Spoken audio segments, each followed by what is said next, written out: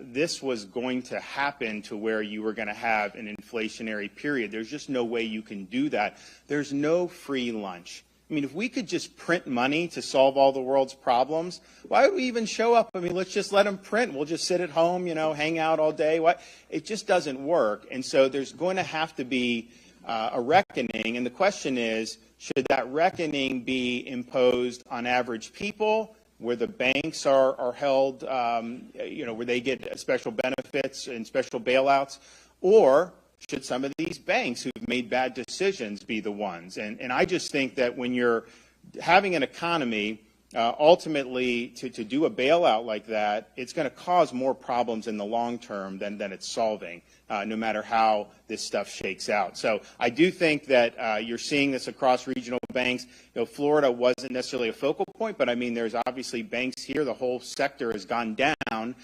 Some of that, I think, is fear, but some of that is a realization that when you have the rate hikes the way they've gone, a lot of these banks were invested in very low yield, long-term bonds, and the result has been the balance sheet has been upended.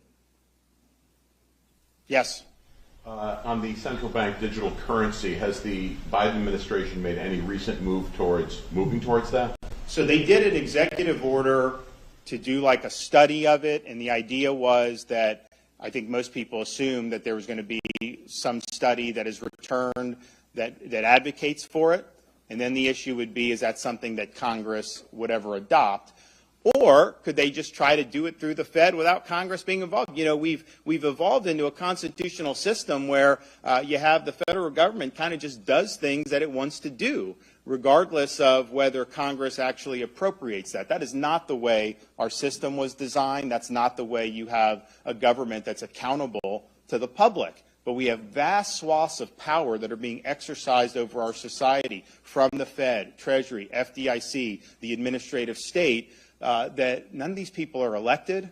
None of these people are really accountable. Congress doesn't hold them accountable. We know that. And so I think that that's very, very dangerous. And so I think they would have to do this through Congress, but I wouldn't put anything past them. And I think if enough states come up and say no, I think it's going to be really difficult for Congress to ever enact something like this by statute. Then the issue will be is if they try to do it administratively, what are our recourses there? And believe me, Florida would fight back if that were ever to come to pass. Yes?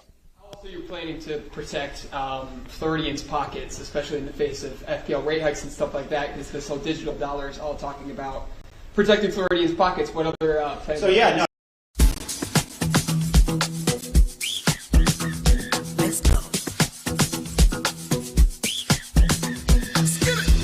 All is in order, hey.